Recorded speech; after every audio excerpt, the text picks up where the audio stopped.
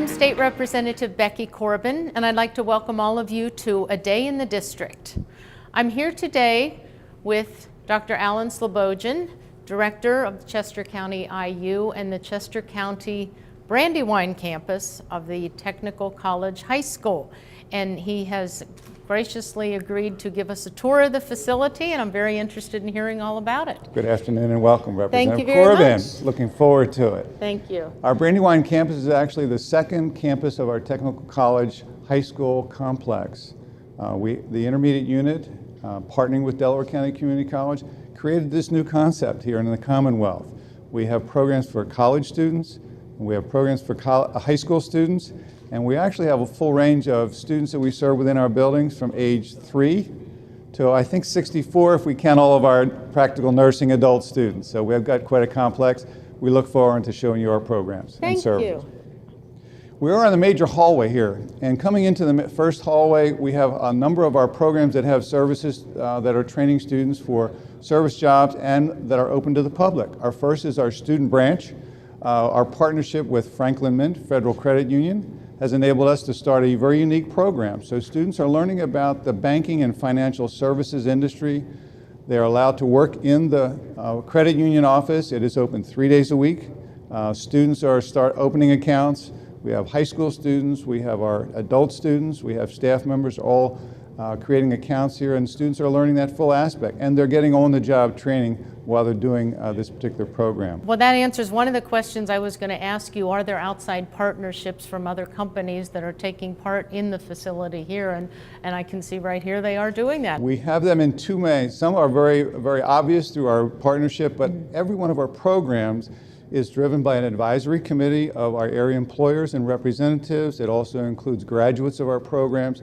So they meet twice a year. They make sure that we have the right curriculum. They advise us on programs and equipment so that we're really preparing our students for the workplace while simultaneously preparing them for post-secondary education. Because nearly every program needs at least one, if not a 2-year degree program to really be successful in getting started, and many actually go on to a 4-year degree as well.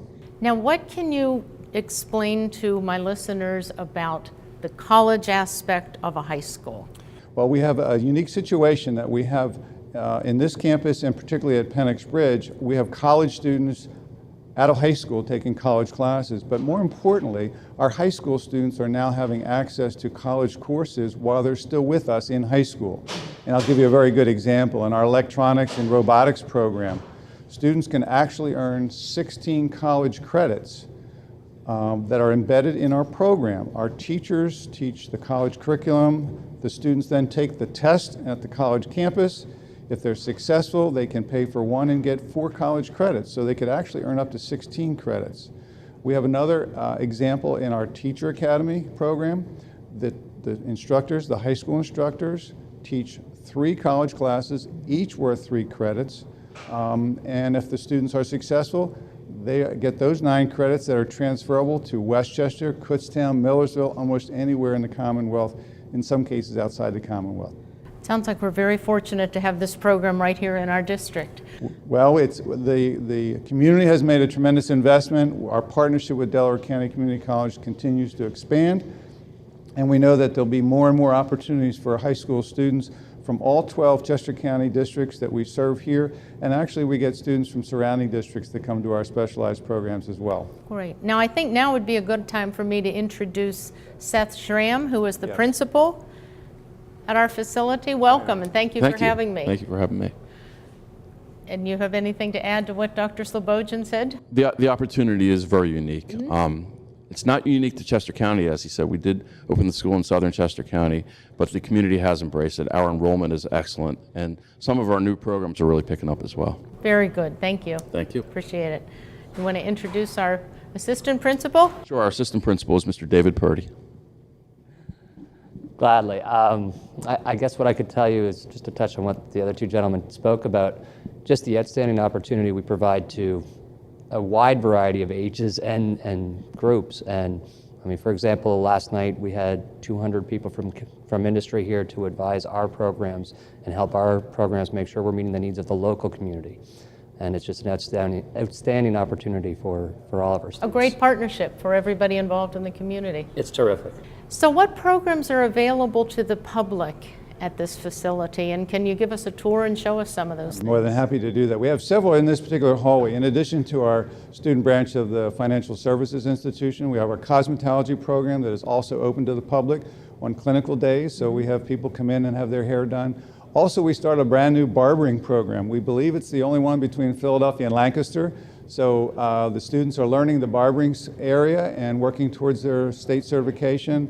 And right next to the barbering program, which is also open for customers to come in from the community, is our animal science program. It's really a vet tech program, so we have days where students and family members can bring in dogs and cats and have them taken care of and so forth. So we have several right in this particular hallway. In another part of the building, which we'll visit, we have our operating restaurant. So we have our culinary and hospitality programs.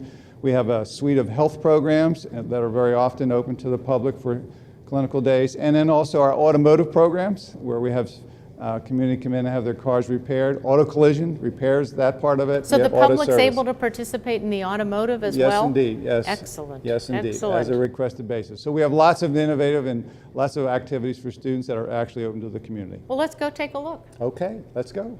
So we walked down this long hall, Dr. Slobodin. Where are we now? Well, we're right outside our electronics and robotics program, which is an expansion of the traditional electronics program.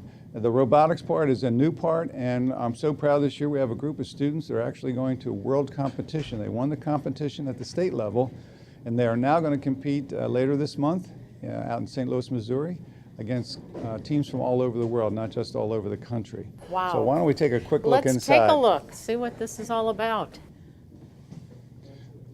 The students are actually working on the robot that they'll use in the competition. There are other students doing some other related learning activities, but you can see that it's technology driven, and it shows the integration of the electronics.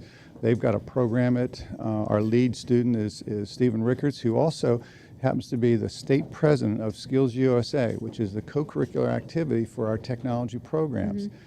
Stephen is actually the third member of his family to hold that office. We've had two older brothers come through this program, through this school, who are also state Skills USA presidents. So we're extremely proud of Stephen, knowing he's going off to college next year and will be studying electronics and engineering and doing very well. And I was just going to ask, how would a student take this education they would receive in the electronics and robotics and carry it into a career in post-secondary? They have lots of opportunities. Some can go to a one-year program. Some will go to the associate degree program and start.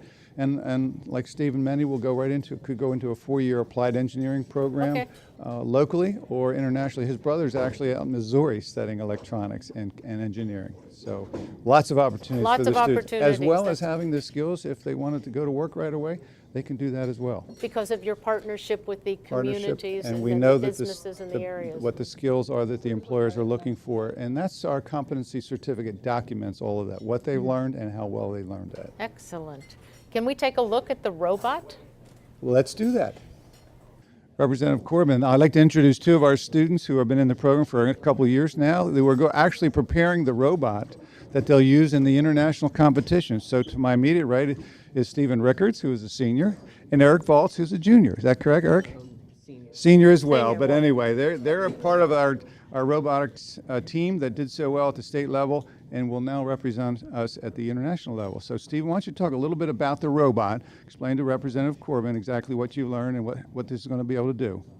Okay, so each year the First Tech Challenge will put out a video of a challenge, and they'll say how you're going to score points. And we use our imagination to design a robot to score points. So this year's is called Ring It Up. So we have rings that we have to score on a scoring rack.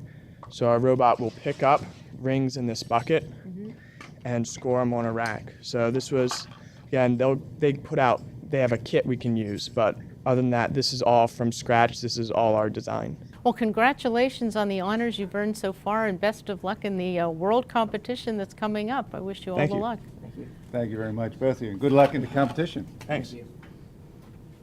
So now we're off to, We're going to go to the health suite and The take a health look at our suite. health occupations programs. thank you. Well, we're in our health programs complex. This happens to be one of the lab areas that is utilized by our high school programs, and we have three. We have a one-year program for students who think they want to be doctors and specialists in that area, a 2-year pre-nursing program, and also a 3-year general health occupations program. So this is a lab that serves students in more than one program. Over my shoulder is the theory classroom. This is a lab area. You can see that there's a bed behind us, so the students are actually learning simulation of providing patient care. On the other side of the program is actually we have a facility of our adults program, our licensed practical nursing. So the students, when they finish that program, are prepared to take the state licensing exam. So members of the public are able to come in and participate as a student in this health science program? Our 3 programs for high school students, and then our adult nursing program, practical nursing, we have students age 18 through 64. I believe that's the oldest adult student we've had complete the program. So in any given year, there's usually students are anywhere from 20 to 45 or 50, absolutely. Now, it looks like the students are over here practicing something they're going to do with this patient. I think they're going to learn how to transport a student, move the patient rather, from the bed into the chair or for some testing purposes. So yeah, so we have created a lab that simulates what they will face when they're in a hospital setting. Tremendous learning experience for them. Well, we have a excellent program. As you can see, we have some non-traditional students. We're obviously encouraging males, and there are more males every year that are getting into the health field as nurses, practical nurses, registered nurses, and it's something that we've been emphasizing in our technical programs. Just like we'd like to see more females in our automotive and our construction programs, because our employers have been asking for us, are there more females that can join in those fields as well? And I'm sure they're very good at that if they take part in that. We have some outstanding students in all the programs. Very good. This is the kitchen area that's utilized by our culinary arts program for our high school students. We also have a Delaware County Community College adult program running here during the fall and spring semester during the daytime. And we also have our cafeteria staff that's preparing food for the students who eat lunch here, the morning students who eat before they go back to their home high schools, as well as our afternoon students before they start their technical programs, they'll come here. So this is a facility that's used for multiple purposes. It's the cafeteria lunch for all the students. It is also the area where we prepare lunch for our adults in our own faculty dining room, but it's also where the students learn to prepare for catering events. We have an operating restaurant that we have special meetings here. They'll do other events. In fact, in the legislative breakfast meeting that's coming up very soon, our students will prepare the breakfast for that program that day that will be held upstairs in our conference center here at the intermediate unit. I attended a meeting not too long ago here, and we sat in the restaurant and we were served by the students. The food was prepared by the students, and they did an excellent job. They obviously get good skills at this facility. Well, we have 2 outstanding instructors here. I have 2 more instructors at our Penix Bridge campus and 1 up at Pickering, and all of them have gone through either Johnson's and Wales or the Culinary Institute of America, which are well known. Exactly. So they know how to prepare the students. They've responded well. The students enjoy being engaged and serving special meals. So we have lots of special events. Even though this is the first year the school's been operating, they are well skilled. We have a lot of new students first time, but they've really learned it very quickly, and you can tell by the way they operate, they enjoy what they're learning. They enjoy what they're doing. They do. They really enjoy it.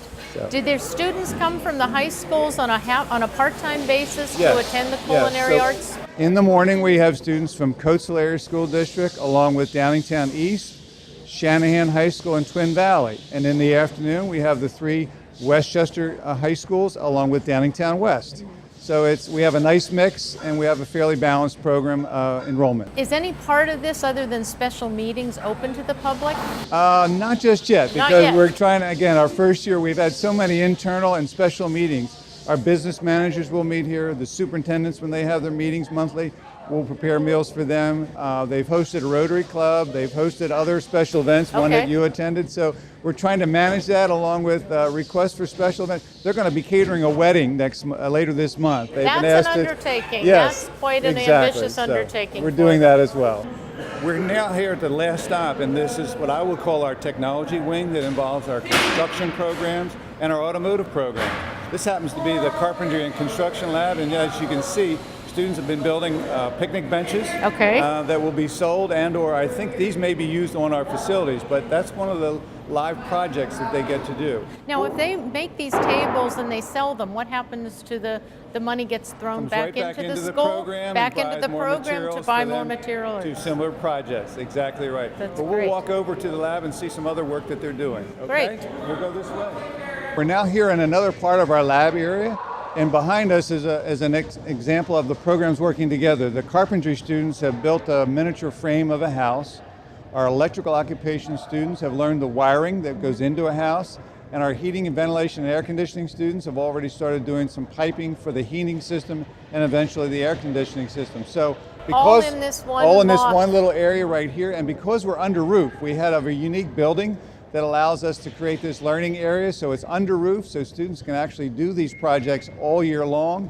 And as you'll see later on down the way, we have our automotive programs also having space underneath roof, so they can do all sorts of work. The automotive, engine technology, you'll see motorcycles, lawn equipment, and finally our auto collision, which is very important because those fender benders do happen. They do and happen, we can and bring them here and the students get a lot of live projects. But I wanted you to see this example of our construction cluster and how they work together. So this is a mock-up of an actual residential. Exactly. They learn to do the Building exterior site. wall and how to set up the electrical panel, the outlets, all the things you would find in a home. Underneath, we've got where they would. A little bit of a foundation and how you do all the piping for the heating and the air conditioning systems as well. Yes. Very interesting. Yeah. What can you tell me about how this operation Well, works? these are good examples of projects that staff and students bring in for the students to get actually live work. So these are vehicles, for the most part, that are owned by employees or students or even other customers in our community. They get minor work.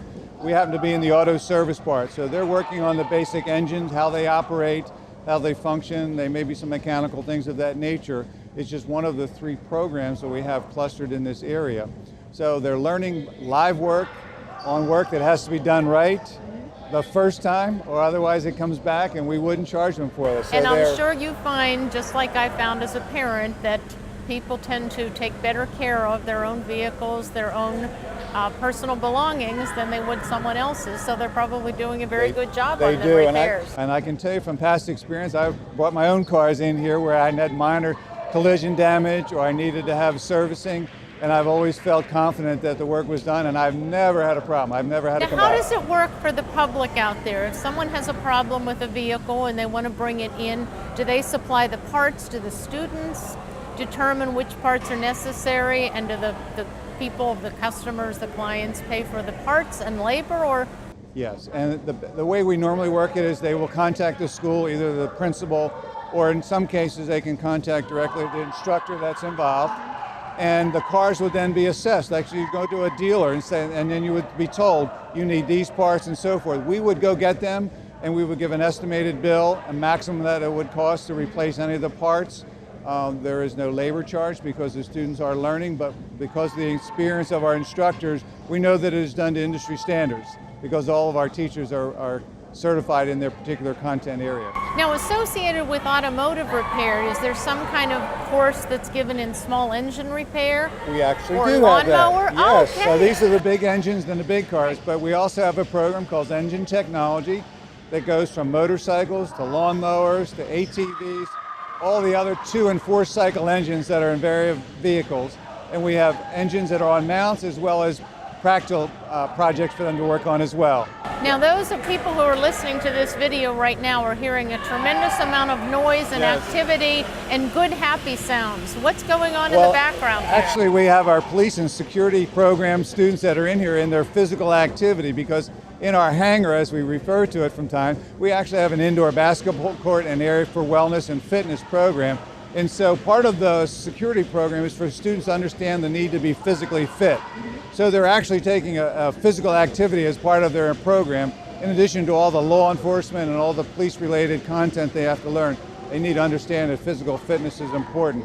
They go around and check the facilities. They check our parking lot to make sure that cars are parked properly and students are in their designated area. The visitors are in their designated area. So they're learning all of those things, but a really important aspect of understanding that as a police officer, if that's the line of work you want to pursue, physical fitness is really important to do your job properly. So we have this space. We also have another space inside near their theory room where they have mats and they learn how to take down and do all the other things that police officers have to do. But as you can tell, they're having a good time.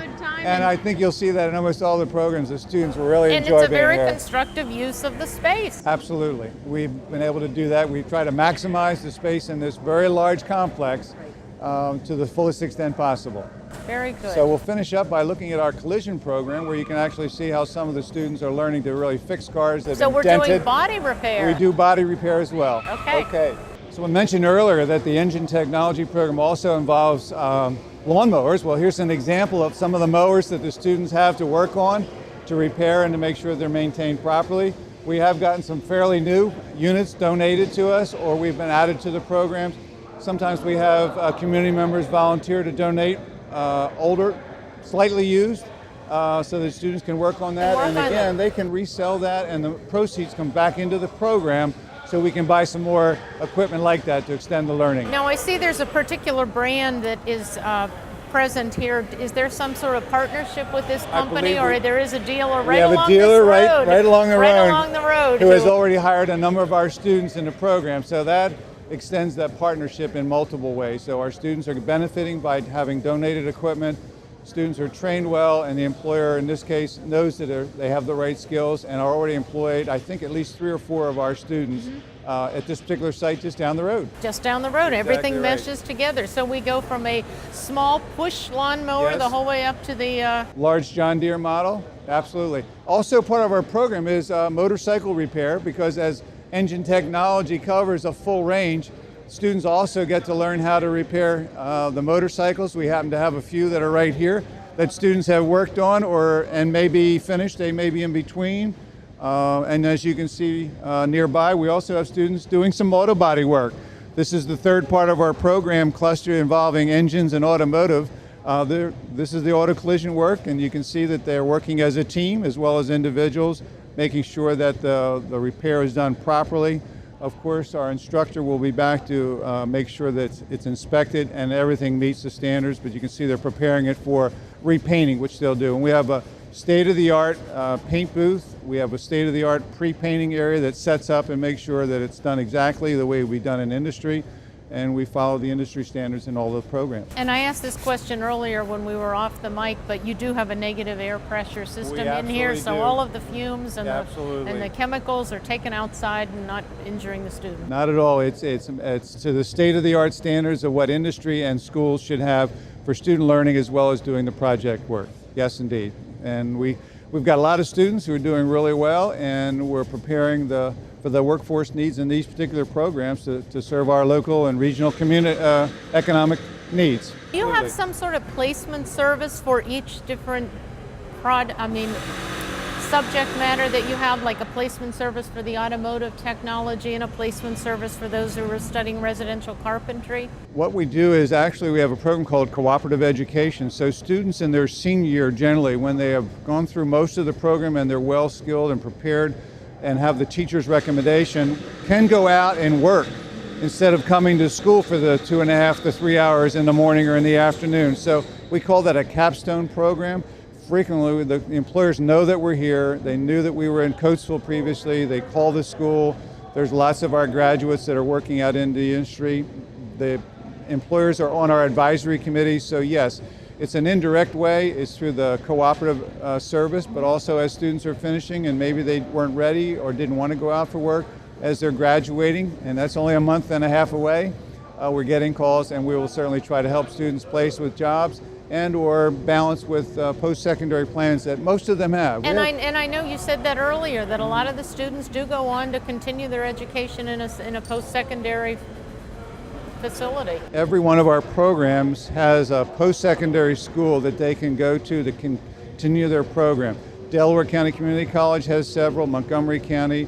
Our automotive students can go to the community college. They also go to UTI up in Euclid for that specific training and so forth. So almost every one of our programs, in fact, all of the programs we have in this building are connected directly to a post-secondary program.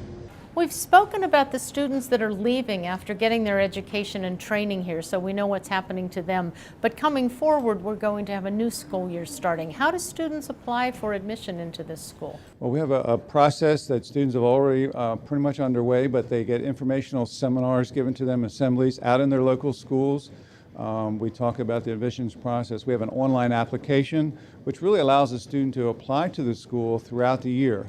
Most of the students begin in the fall. We have some start at mid-year if that works best for them, but we really try to have an open enrollment process so that as Rolling admissions. enrolling type of thing? admissions, as their need changes and as the students and their parents determine what might be the best path for those students to follow, we really try to accept them at any time. But on our CCIU website and related to the technical college high schools, we have the application that is right there. They can do it online. It's submitted electronically.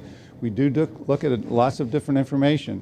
We look at their attendance, we look at how well they've been performing in school, but more importantly, they have to go through what's called a career scope assessment, because we really want the students to understand their aptitudes and their interests, and to match those aptitudes and interests to the programs that we have here. We have 20 different programs, so we believe we have a program that will meet every student's needs.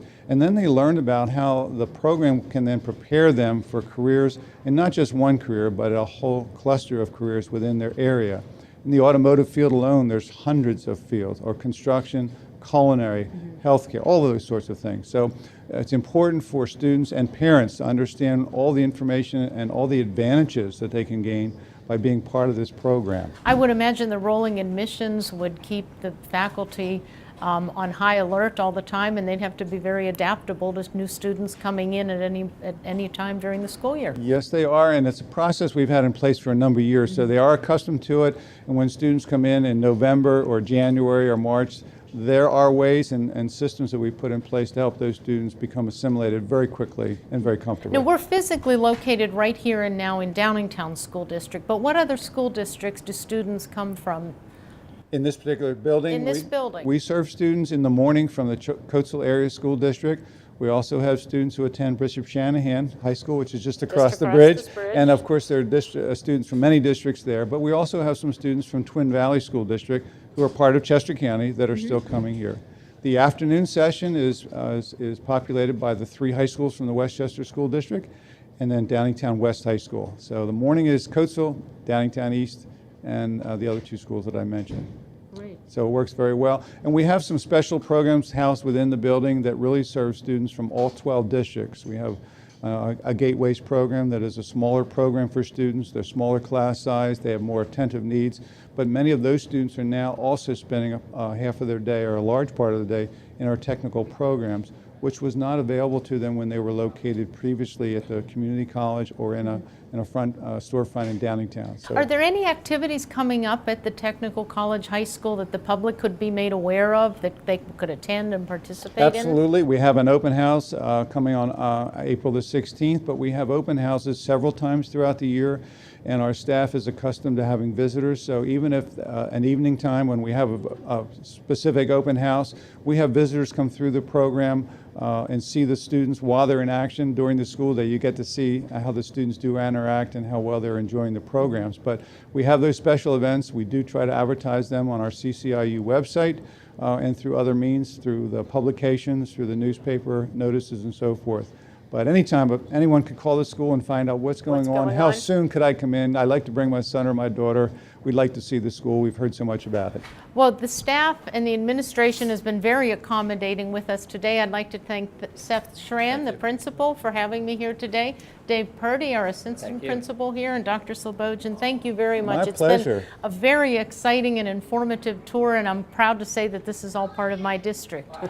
Thank you. And we welcome you anytime you'd like to visit or have some friends come in or colleagues come in to visit the school. Or get my car fixed. Or get your car fixed. Absolutely. We'll take care of all that for you. Thank you very much. Thank you. I'd like to thank everybody for participating in this video tour of the Chester County Technical College High School. I'll have more information available on my website, which is repcorbin.com, or you can call my district office at 610-524-5595, and my staff will be able to take care of anything you need. Thank you very much.